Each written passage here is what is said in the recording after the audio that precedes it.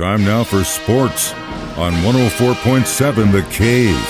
Here's Ned Reynolds. Mike, the intern, Ned Reynolds, drying off from the storm this morning on a Monday morning. So, most of the time when coaches and other staff in the team, they talk about a team that's kind of having problems throughout their season, and they're like, the talent's there, it's just not working. And it's hard to comprehend it.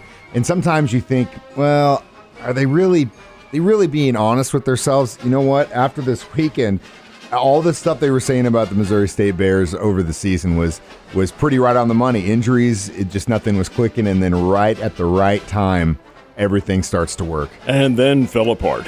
Fell apart with the game yesterday with Oklahoma State. Great comeback, really historic comeback against Grand Canyon. And that was on Saturday when the Bears really came to life and scored, 5 runs in the ninth inning to get the win, 8-7 coming from way behind. But yesterday it fell apart, and you knew this was a possibility. Bears had the offense, but they did not have any kind of pitching depth at all season long. The pitching staff had been held together by baling wire and duct tape and that sort of thing, and the Bears had gotten beaten, quite honestly. Did they really belong there? Finished the season at 31 wins and 29 losses. That's not a tournament record, or a tournament level record, I should say. But the Bears were there, and they were there because they had a lot of offense and they had a lot of stick-to-itiveness. Well, it fell apart yesterday. I think the score's 12-0, which the Bears had the lead.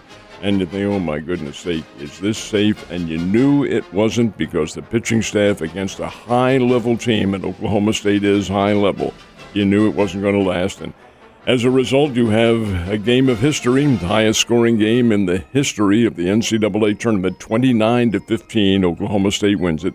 Oklahoma State, get this now, outscored the Bears. This is the level of the pitching staff now that the Bears had. Injured, compromised, yes, and gassed, absolutely as fatigued as they could be. Oklahoma State outscored the Bears 29-3 in that game. Bears had a 12-0 lead, 14-5 at one point, and could not hold on to it because the pitching staff couldn't stay with Oklahoma State. All right, it was a long game, well over 4 hours. And the winner has to come back and play again, because this is a double elimination, and they're waiting for Oklahoma State was Arkansas, and in 10 innings, Oklahoma State won 14-10. That is the difference in a long, how can I say this, in a tournament in which there's a lot of pressure because you win and you're gone, or lose, I should say, and you're gone, you're back home somewhere. And Oklahoma State, the offense is going to be there.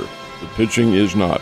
So for both teams, it was compromised. They'll play again tonight in Stillwater, Oklahoma. The winner of this one goes to the Super Regional. But for the Bears, a season that really had its major triumphs and its major losses. It's just a tough way to go. Even in losing yesterday, 29-15, the Bears hit 6 home runs. They had, get this, they had over the course of the last week and a half, they had 9 home runs, 19 I should say, 19 home runs, hit 110 for the year, but the pitching could not hold on. It's just a really, really tough way to go. 31 home runs in their last 9 games. 31 home runs, and that includes the Missouri Valley Tournament. But you've got to have all levels of baseball, especially when you're playing at this particular level in the NCAA tournament. And it's a heartbreaker, because any other time in baseball where a team is up 12 runs, you win. It's like, okay, well, hey, does anyone else want to get on the field and play? Because there's no way they're going to catch us. But yeah. Crazy. All right, well, what about the high school boys? Do we have any local area representation championships? No champions. We did not get a single Southwest Missouri champion. We did get 2 runners-up and 1 third place. The runners-up were Springfield Catholic and Logan Rogersville. They finished second in their championship games. And Willard, which had a great chance to defend the championship, did not, lost in the semifinal, won their third place game. So we had 3 teams, and it really was great representation. I don't think it's a fair criticism of Southwest Missouri baseball to say they didn't get any champions, because this is a high level that the kids are playing down here. And the level of baseball for Southwest Missouri, in my opinion, is the best in the state. Did not manifest itself in championships this time, but pretty doggone good representation nonetheless. And we got to see most of it in Ozark, which is a very cool thing. Yeah, so that's a good thing for the area. And we'll always have some teams in there, which is a good thing, definitely. Last but not least, St. Louis area got a little racing over the weekend, didn't they? NASCAR went to St. Louis for the first time in a number of years. They raced at the Gateway Motorsports Park, which is in Madison, Illinois. That's right across the river from St. Louis.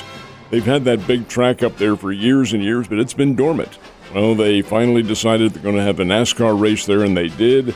And Joey Logano got the win with the Busch brothers, finishing second and third, Kyle in second and Kurt in third. But finally getting some high-level racing in the eastern part of the state.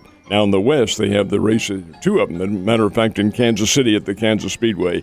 But this time it goes to the old Gateway Motorsports Park, back in operation again, and the fans loved it. And it's really cool that we've got two NASCAR events. Well, I guess you got to count the one in Kansas City in Kansas, because it's technically in Kansas, but close enough for me anyway. So the St. Louis Cardinals finished out their series with the longtime rival Chicago Cubs over the weekend. How'd they end up?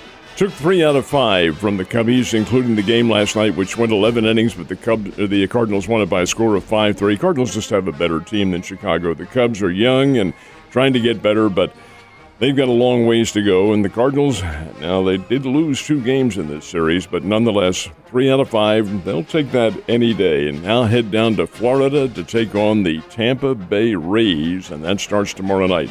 Anyway, the Cardinals get a win. Royals did not, fell to the Houston Astros 7-4. The Astros lead in the American League West Division. The Royals are 17-36 on the year. 17 wins, 36 losses. Springfield Cardinals lost again, got shut out by the Arkansas Travelers 6-0. Jack Flaherty from the St. Louis Cardinals down here pitching in a rehab through the first 3 innings of the game.